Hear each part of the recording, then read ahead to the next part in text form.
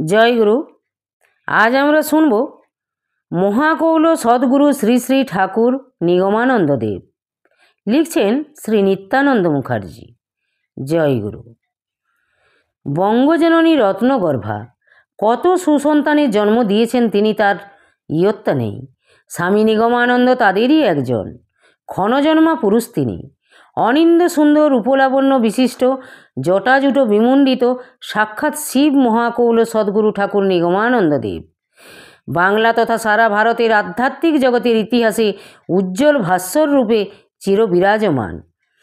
রাধাকান্তপুর গ্রামে মাতুলালয়ে বাংলা 1287 সালে, মতান্তরে 1286 সালে শ্রাবণ মাসে শুভ ঝুলন পূর্ণিমা তিথিতে নলিনীকান্ত ভট্টাচার্য পরিবারে পিতা ভুবনমোহনের মুখ উজ্জ্বল করতে ও যোগেন্দ্র মোহিনীর কোল আলো করে কৌমুদী ঘন দেহধারী কার্তিকরূপী মোহনীয় মূর্তিতে এই ধরাধামে অবতীর্ণ হন। নর দিল সুধা, নারী দিল ক্ষুধা, ক্ষুধাই সুধাই মিলে জন্ম লভিছে মহামানবে, মহাশিশু তিলে তিলে। সাধক অগ্রগণ্য নিগমানন্দ বিংশ শতাব্দীর প্রথম ভাগে সাধন সমুদ্র মন্থন করে অমৃত লাভ করেন। সুধাহারা জীবনে সুধাময় হয়ে ওঠেন। তার অবশিষ্ট জীবনে তিনি সেই অমৃত ধারাকে জাতি ধর্ম নির্বিশেষে অসাম্প্রদায়িকভাবে ত্রিতাপক্লিষ্ট জনগণের মধ্যে অবাধে বিতরণ করে অমৃত লাভের পথ দেখান। মৃতপ্রায় মানবের মধ্যে প্রাণের সঞ্চার করেন।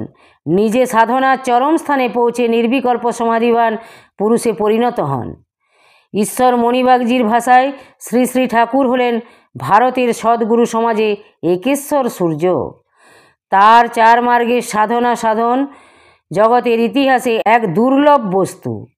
তার সাধনা এক জন্মের নহে, পূর্বাপূর্ব 7 জন্মের সাধনায় তিনি সাধন পথের পথ মসৃণ করেন। তিনি পূর্বজন্মে ছিলেন ব্রহ্মানন্দগিরি। শঙ্করপন্থায় সন্ন্যাসীভাবে কঠোর সাধনায় মহামায়াকে স্ত্রীরূপে লাভ করেন। এ এক বিরল ঘটনা। মহামায়া সাধক ব্রহ্মানন্দকে বর দিতে চাইলে তিনি বলেন, ব্রহ্মানন্দ গিরি গিরীন্দ্র সুতায়া বক্ত্রমৃতং বাঞ্ছতি। মহামায়া ব্রহ্মানন্দের প্রার্থনা মঞ্জুর করেন। স্বয়ং মহামায়া ব্যতীত গুরুনারায়ণের সেবা আর কে করতে পারে? এক ঠেলায় মাত্র 3 বছরের মধ্যে তিনি সাধনায় সিদ্ধি লাভ করেন। কথিত আছে এর আগে তিনি 1800 বছর চরম সাধনায় ব্যাপৃত ছিলেন। জগতের কল্যাণে সাধু সমাজ তাকে জাগিয়ে তোলেন। সেই থেকে অদ্যাবধি মানব কল্যাণে নিয়োজিত আছেন। তিনি যে প্রেম ও কল্পতরু, এ কথা সহজে চিন্তা করা যায় না। শিবাবতারে জগৎগুরু শঙ্করাচার্য সাধনা করতে সময় নেন 4 বছর এবং ভগবান ব্যাসদেবের সময় লাগে 6 বছর। ভারতের আধ্যাত্মিক জগতের ইতিহাসে শক্তিশালী মহাকৌল মহাসাধক নিগমানন্দ দেবের কথা স্বর্ণাক্ষরে লিখিত থাকবে। রূপে, জ্ঞানে, ধ্যানে, যোগে ও গুণে তার মতো মহাশক্তিধর মহাপুরুষ এ জগতে বিরল। জাতীয় জীবনীকার ঈশ্বর মণিবাগজি তার বিরচিত সদ্গুরু নিগমানন্দ মন্তব্য করেন, সদ্গুরু নিগমানন্দ ওয়াজ obviously an extraordinary teacher, a guru by divine right who radiated unusual spiritual power and wisdom. প্রকৃতপক্ষে সদ্গুরু নিগমানন্দ দেব একজন অসাধারণ প্রজ্ঞা ও শিক্ষাদাতা ছিলেন। তিনি প্রজ্ঞা বিতরণ করেন তাপিত মানুষকে শান্তিদান করার জন্য। খণ্ডে খণ্ডে শান্তে অনন্ত অনিত্যে নিত্য সর্বব্যাপী ভাস্বর সত্তায় তিনি বিরাজমান। তার পবিত্র পরশে ধূলি ধূসরিত জীবন খুঁজে পায় মনের সুখ, খুঁজে পায় বাঁচার তাগিদ, আর পায় শান্তির অক্ষয় অধিকার। তাই তিনি শান্তির অগ্রদূত। শান্তিময় মিলন তীর্থ রচনা করে বারবার তাই মনে হয়, কী বার্তা নিয়ে মর্তে এসেছ তুমি? শ্রী শ্রী ঠাকুর আমাদের রত্নাকর, তার মাঝে ডুব দিলে মিলে অমূল্য রত্নরাজি। আর যারা ডুব দিতে চান না, শ্রী শ্রী ঠাকুর তাদেরও ফিরিয়ে দেন না। শত সহস্রবার তিনি শুনিয়েছেন তার অভয় বাণী, আমি একসঙ্গে ব্রহ্ম আত্মা ভগবানকে প্রত্যক্ষ করেছি। আমি যুগপথ 3টাতেই প্রতিষ্ঠিত আছি। আমাকে ধরলে তোমাদের ভিতর ব্রহ্ম আত্মা ভগবানের জ্ঞান আপনা আপনি ফুটে উঠবে। আমিত্বের প্রসারী বৈদান্তিক জ্ঞান সাধনা, অহংকে সোহং রূপে সম্যক দর্শনী যোগ সাধনা। আমি আমার প্রিয়তম ঈশ্বরে আবার সর্বভূতে সেই ঈশ্বর দর্শনী প্রেম ভক্তি মার্গে সাধনা।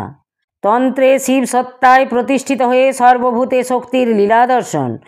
জ্ঞানে অহং ব্রহ্মাস্মি ভাবে সর্বং খলিবদং ব্রহ্ম তজ্জলান। যোগে অয়মাত্মা ব্রহ্ম।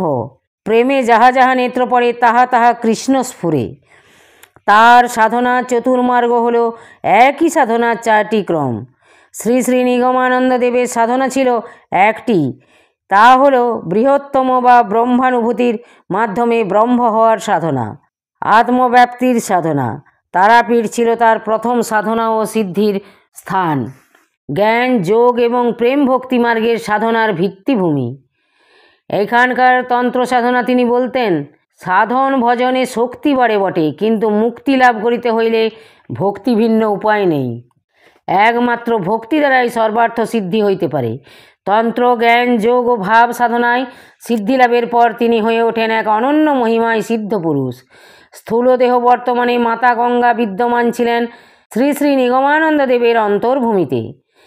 এত প্রেম করুণা ক্ষমা ভালোবাসা ও স্নেহর্মী প্রবাহিত হতো কত শত মানুষের ওপর দিয়ে।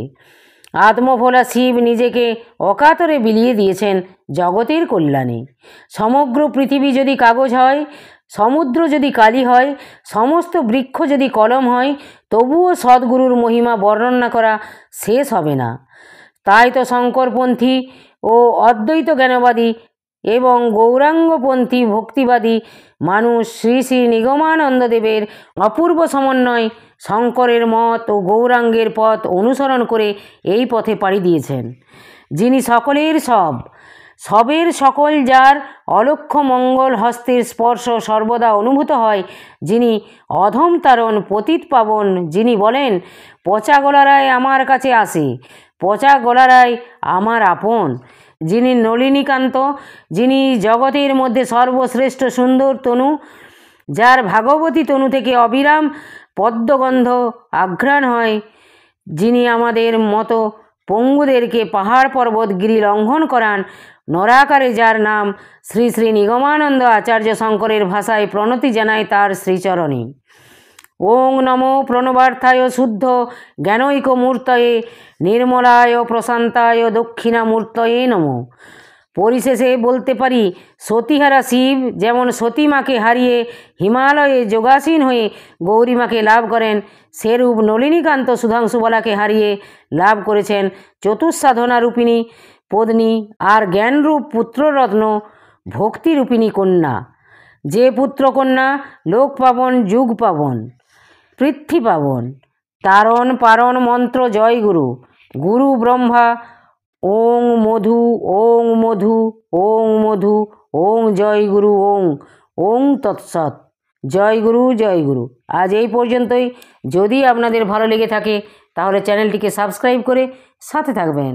জয় গুরু, জয় গুরু।